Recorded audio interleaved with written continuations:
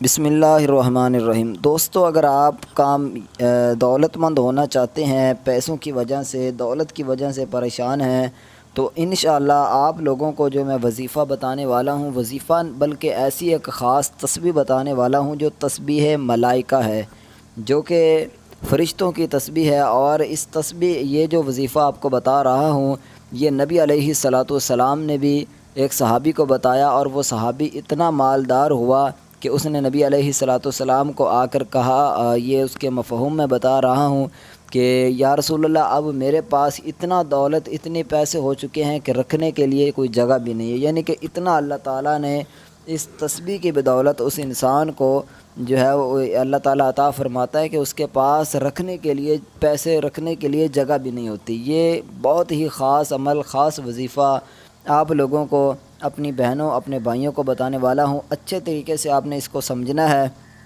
بالکل آسان سا ہے، کوئی اتنا مشکل نہیں ہے، بالکل آسان سا ہے۔ جب آپ یہ پڑھو گے تو انشاءاللہ اللہ کے فضل و کرم سے آپ دیکھو گے کہ آپ پر اللہ کا ایسا کرم ہوگا کہ آپ سے جو دولت کی وجہ سے پریشانی ہے، رزق کی وجہ سے جو آپ پریشان ہیں، وہ انشاءاللہ بالکل پریشانی ختم ہو جائے گی۔ تو سب سے پہلے آپ کو کچھ اہم باتیں آپ کو بتاتا چلوں کہ حلال رزق آپ نے کمانا ہے، ٹھیک ہے۔